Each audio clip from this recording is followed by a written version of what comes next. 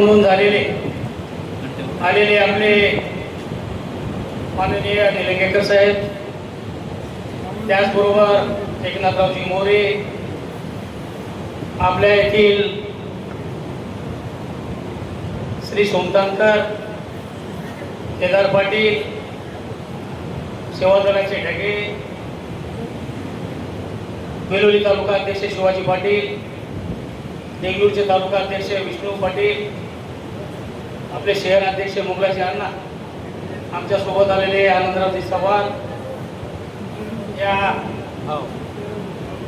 निवर्तीजी कांबळे, या कार्यक्रमासाठी उपस्थित असलेले सर्व पदाधिकारी, विरोधी पक्ष नेते, विविध भागातून वेलोली, कोंडलवाडी, देगलूर आणि आसपासच्या खेड्यागावातून आलेले सर्व प्रमुख कार्यकर्ते, नगरसेवक, पत्रकार बांधव, बंधू आणि आमच्या भगिनी, बंधू आणि मित्रांनो, आजची ही बैठक आदरणीय आपल्या सर्वांचे नेते राहुलजी गांधी, माननीय खरगे साहेब आणि सपकाळ साहेब यांच्या संकल्पनेतून या अभियानाची सुरुवात पूर्ण महाराष्ट्रावर, पूर्ण देशभर झालेली आहे.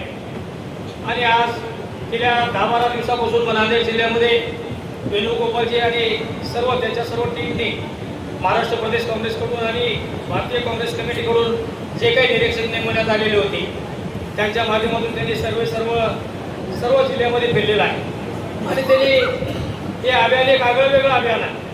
आपण सांगतो की प्रत्येक वेळेस काँग्रेस पक्षाचा कार्यक्रम होतो, आपल्या सर्वांना आणल्या जातं, बोलतं आमचा सत्कार होतो, टाळ्या मारतात, आमचं भाषण ऐकता आणि निघून जातात. या पद्धतीचं हा अभियान नाही. हे अभियान प्रत्येक कार्यकर्त्याशी सुसंवाद साधून आपल्या या तालुक्याचा अध्यक्ष कोण राहायला पाहिजे, जिल्ह्याचा अध्यक्ष कोण राहायला पाहिजे, आपले पदाधिकारी, शहर अध्यक्ष असो किंवा अजून इतर पदाधिकारी नेमवायचे, ते कोणी राहिले पाहिजे आणि कोणाला केलं पाहिजे, कोण या जिल्ह्यामध्ये काँग्रेसचं काम भक्कमपणाने करू शकतं, याची सर्वांची आपल्याकडून जाणीव करून घेऊन ते नेमणूक करणार आहे. आणि त्या संदर्भामध्ये हे आलेले आहे. वेणुगोपालजीच्या संदर्भात सांगायचं असेल, वेणुगोपालजी आपल्या तेलंगणातले आहेत, ब्राह्मण समाजाचे आहेत. आपल्याला वाटते की काँग्रेसमध्ये ब्राह्मण नाहीत, आपल्याला दुसऱ्याच समाजाचे आहेत, पण ब्राह्मण घेऊन काय आपल्यामध्ये नाहीत असं वाटते आपल्याला. पण ब्राह्मण समाजाचे एवढे मोठे नेते आज आपल्याला मार्गदर्शन करण्यासाठी आणि आपलं ऐकण्यासाठी आले.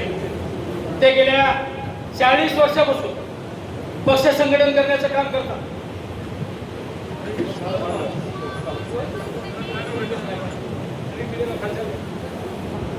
त्यामुळं ते 40 वर्ष आज संघटनेमध्ये काम केलेले.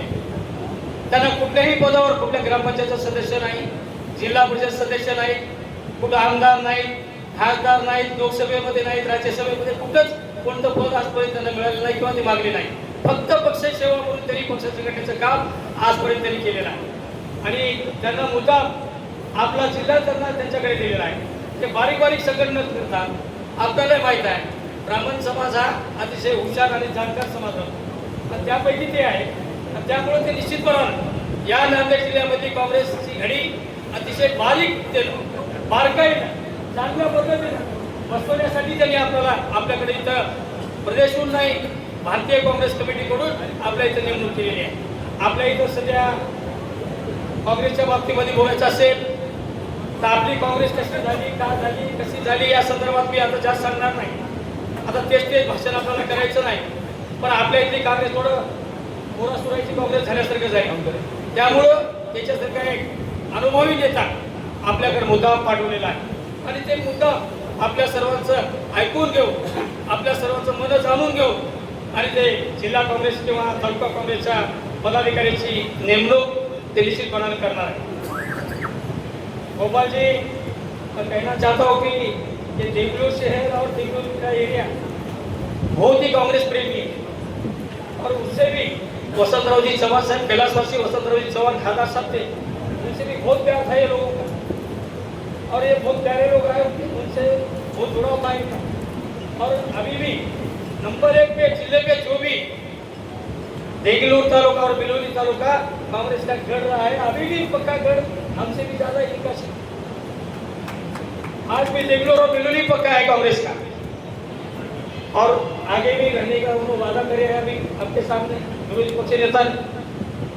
और हमको आपको ज़्यादा कहने का नहीं है कि हम बहुत दिन बातें कर रहे हैं, हम बाकी लोगों की बातें सुनना है आपको एक से, इसलिए मैं ज़्यादा वक्त नाही एवढे पण एक सांगतो तुम्हाला की उद्या होऊ घडलेल्या काँग्रेस पक्षाची ताकद वाढवण्यासाठी तुमचं आमचं योगदान माननीय कैलासवासी वसंतरावजी चव्हाण साहेबांना जसं खंडावर झेंडा त्यांनी काँग्रेस पक्षाचा घेतला तेव्हापासून तुम्ही आम्ही इमानदारीने आहोत, आपणही काँग्रेस पक्षाला जोडलेले आहोत.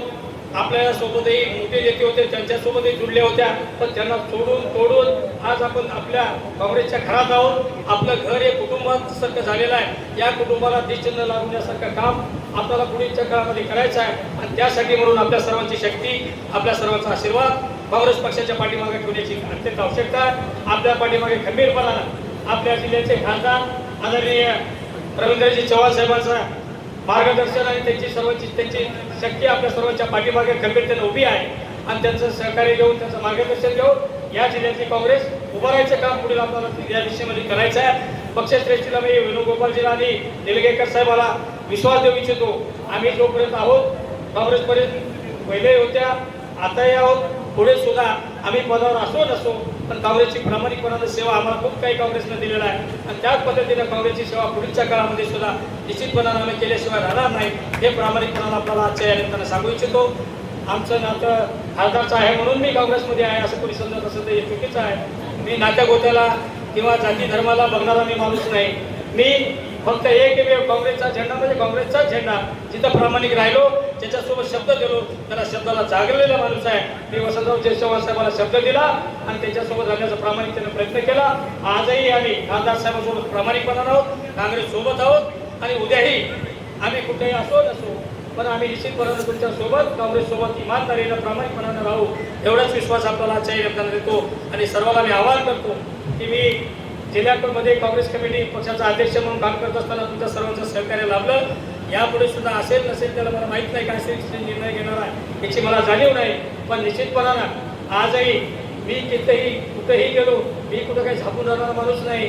मी जरी छोटा दिसायला असलो कुठेही जाऊ माझं पद मला मिळणार आहे, माझं पद पक्कच आहे, माझी आमदारकी कोणी काढून घेणार नाही.